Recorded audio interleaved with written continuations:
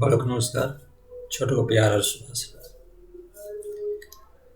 आज हम बहुत एक विशिष्ट बात बहुत एक अनुभव के आधार पर बताते हैं। ऐसे जो भी बात आपसे शेयर जो करते हैं, चाहे विद्यार्थी हो आप बड़े हों, तो हम अपने अनुभव के आधार पर आपसे कहते हैं, आप उसको कीजिए। उसमें आपको 100% गारंटी है कि उस पर कोई झूठ नहीं। जो हमारे साथ हुआ है, जो हम करते हैं, उसी को हम बताते हैं। बाकी जो हम सुनते हैं, अध्ययन किए हैं, अरे कोई अपने बचपन में जन्म से लेकर तो आता नहीं, यही हम लोग सीखते हैं एक दूसरे से। तो जो हम सीखते हैं, जो सीखे हैं, अनुभव मेरा है, जो करके देखे हैं, उन चीज़ों को शेयर करता है। क्योंकि ज्ञान जो है बांटने से बढ़ता है, घटता नहीं है। अगर आपके पास कोई चीज़ है, उसको देने से आपका बढ़ेगा, घटेगा नहीं। इसलिए आप उसको अमल कीजिए। एक आपसे छोटी सी बात शेयर करते हैं। आप मोबाइल को हैंग कर देखते हैं, कोई भी चीज़, लैपटॉप हो, इलेक्ट्रॉनिक चीज़ें हैंग कर जाती है। इसका क्या कारण होता है? कारण वही है, सबसे बड़ी चीज़ है कि आप मेमोरी में इतनी ज़्यादा चीज़ों को भर देते हैं ताकि वो सिस्टम हैंग कर जाती है। यानी जिसको कहते हैं कि वायरस आ गया। तो वायरस का आना वो तो एक अजब घटना है, लेकिन सबसे ज़्यादा जो अगर उसमें मायने रखता है तो आपका ये मस्तिष्क का ये मेमोरी, जिसको मोबाइल में मेमोरी कहते हैं, उससे हमारे दिमाग में, हर किसी के दिमाग में एक मेमोरी है। मस्तिष्क में क्या है? मस्तिष्क एक बहुत बड़ी जटिल रचना है। मस्तिष्क को अगर पढ़ा जाए, मस्तिष्क के चैप्टर को पढ़ा जाए, तो सबसे लंबा चैप्टर है इसका। शरीर के जितने शरीर में जो है नसें हैं, उससे कई हजार गुना, करोड़ गुना जो है ज़्यादा इसमें जो है रचनाएं हैं मस्तिष्क में। मतलब अद्भुत रचना है हम लोग मस्तिष्क की। तो सबसे एक छोटी सी टिप बताएंगे। आप बेमतलब अगर विद्यार्थी हैं, आपको कुछ आगे करना है, तो बेवजह की चीज़ों को दिमाग में मत भरिए। अपने मेमोरी में, अपने दिमाग में वैसी चीज़ों को रखिए जो काम के लायक हो। बेमतलब का टीवी देखना, बेमतलब मोबाइल का देखना, सबका असर आपके दिमाग पे होता है। और ये सारी चीज़ें जो आप करते हैं, आप बार बार करते हैं, वो हमारे जो है माइंड जो है उसको पकड़ लेता है। जैसे आप बचपन में, आप साइकिल चलाना जब सीखते हैं तो आपको कोशिश करना पड़ता है। चाहे गाड़ी चलाना सीखते हैं तो ब्रेक मारना है, कब क्या करना है। लेकिन जब वहीं सीख जाते हैं तो दिमाग आपके बिना आज्ञा के दिमाग ऑटोमेटिक काम करता है। आपको कहना नहीं पड़ता, अचानक वहाँ हाथ चली जाती है। हम चलना नहीं सीखते हैं, बाद में चलना जब सीख जाते हैं तो ये चलना कोई साधारण बात नहीं लगती। तो ये इस तरह से जो आप क्रिया हमेशा डेली कोई काम करते हैं बार बार, वो आपके दिमाग में जो है घर कर जाएगा। तो बेवजह की चीज़ों को आप प्रतिदिन जो है क्रियाओं को ना करें। जो आपका उद्देश्य है उसी से संबंधित चीज़ों को देखिए, ज्ञान को बढ़ाएं, और उसी से संबंधित चीज़ों को अगर आप रखिएगा तो दिमाग में जो है आपको चीज़ें आएगी।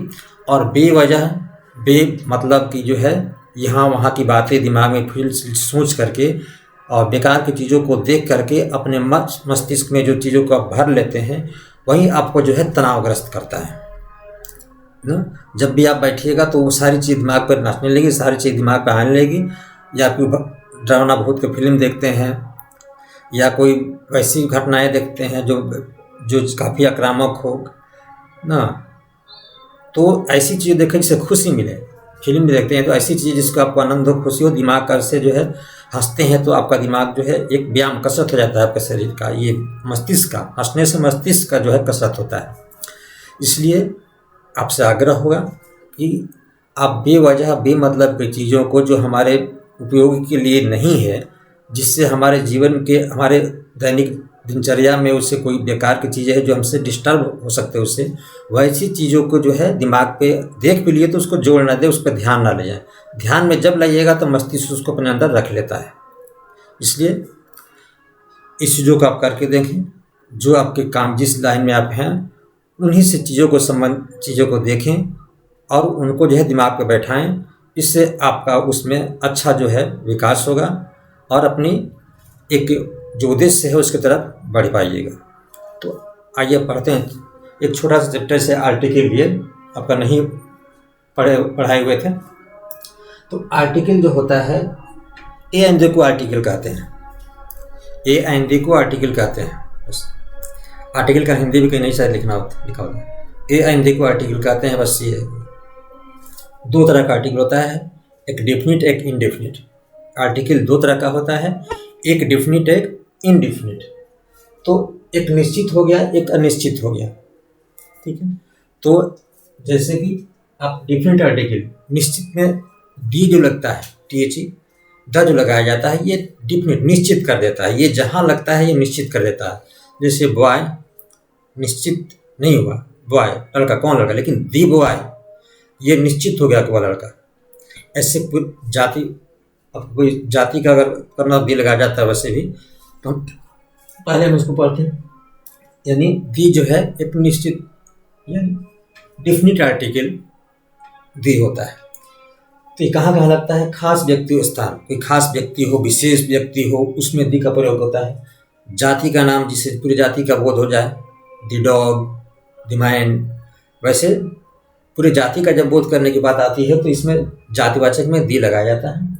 अद्भुत चीज़ें, संसार में ऐसी चीज़ जो अद्भुत हो, सूर्य, तारे, ठीक है, पृथ्वी, ये संसार में एक ही है। तो संसार में जो अद्भुत है या एक ही चीज़ है, दूसरा कोई नहीं है, उसमें हम जो है दी का प्रयोग करते हैं। धार्मिक ग्रंथ, कोई धार्मिक ग्रंथ है, धार्मिक स्थान है, तो वैसे उनके पहले जो हम धार्मिक ग्रंथ या कोई धार्मिक स्थान, उनके पहले हम दी का प्रयोग करते हैं। पदवी, द प्रिंसिपल, द डायरेक्टर, तो इस तरह से कोई पदवी अगर विशेष है तो उसमें हम दी का प्रयोग करते हैं। समाचार पत्र, कोई अगर न्यूज़पेपर निकलता है, समाचार पत्र कोई भी हो, तो उसमें दी का प्रयोग लगता है। सुपरलेटिव डिग्री ना, जो सुपरलेटिव तीसरा जो रूप आता है, जैसे दी बेस्ट, ठीक है, good, better, the best, in superlative degree में दी लगाया जाता है। और फिर देशों का नाम, देश का नाम हो, राज्य का नाम हो, इसमें लगता है आपका खास अपने और खास किसी चीज़ के लिए पेन है, ठीक है, ठीक है, लेकिन अगर दी पेन कोई लिख दिया, इसका मतलब खास कोई कलम है जिसके बारे में कहा जा रहा है, ठीक है। तो इस तरह से हम दी का प्रयोग करते हैं शब्दों। और अब होगा इनडिफिनिट आर्टिकल, यानी जो निश्चित नहीं होता है। तो ए और एन दोनों का हिंदी एक होता है, एक, ए माने भी एक, एन में भी एक। तो एन का प्रयोग होता है कहाँ, भॉवेल के पहले, भॉवेल जो वर्ड होता है उसके पहले एन लगाते हैं। ए ई आई ओ यू, जैसे एप्पल हुआ तो an apple, umbrella an umbrella. तो जो पांचों भॉवेल है ए ई आई ओ यू, उसके पहले अगर ये हम एन लगाते हैं अगर भॉवेल वाले वर्ड हो तो। लेकिन अगर भॉवेल वाले हैं लेकिन उनका उच्चारण अगर भॉवेल जैसा नहीं होता है, जैसे यहाँ लिखिए आपको, जैसे यूनिट, यूजफुल, यूनिट जो है यू से लिखा जाता है, भॉवेल है, लेकिन यू का उच्चारण हम वहाँ य करते हैं। यूनिट, यूनिट वो अम्ब्रेला होता है, लेकिन यूनिट यह होता है, इसलिए यहाँ ई लगाते हैं, एन नहीं लगाते। यूजफुल, यहाँ भी यह होता है उच्चारण, यू का उच्चारण यह होता है, कंसोनेंट जैसा होता है, इसलिए ये लगाते हैं। दूसरा, जैसे अगर कोई कंसोनेंट वाला वर्ड हो लेकिन उसका उच्चारण भॉवेल जैसा होता हो, तो उसमें भी हम एन लगाते हैं। जैसे एच ओ यू आर, इसको हावर नहीं आवर पढ़ते हैं, तो एच का उच्चारण नहीं हो रहा है, लुप्त हो जा रहा है। ये कंसोनेंट है लेकिन उच्चारण भॉवेल जैसा हो रहा है, आवर, एच का उच्चारण लुप्त हो रहा है, तो यहाँ एन लगाएंगे, ए नहीं लगाएंगे, एन लगाएंगे। इस तरह से ये एच ओ एन, ये ऑनेस्ट है, लिखे हुआ है हॉनेस्ट लिखा है, लेकिन हॉनेस्ट नहीं पढ़ते हैं, ऑनेस्ट पढ़ते हैं। तो एच का उच्चारण लुप्त हो जाता है, इसलिए ये यहाँ भी जो है एन लगाते हैं, ऑनेस्ट, इसलिए एन लगाते हैं। इस तरह से बहुत ही छोटा चैप्टर होता है, लेकिन इस छोटे क्लास में बहुत इसकी जो है, हर क्लास में, छोटे क्लास में इसको पढ़ना है, ए एन डी का प्रयोग। तो उम्मीद है आप इसको जान गए होंगे। ए एन डी का आर्टिकल कहते हैं, दी जो है निश्चित आर्टिकल है, डिफिनिट है, और ए और एन इनडिफिनिट आर्टिकल है। इस तरह से ये आपका हुआ आर्टिकल।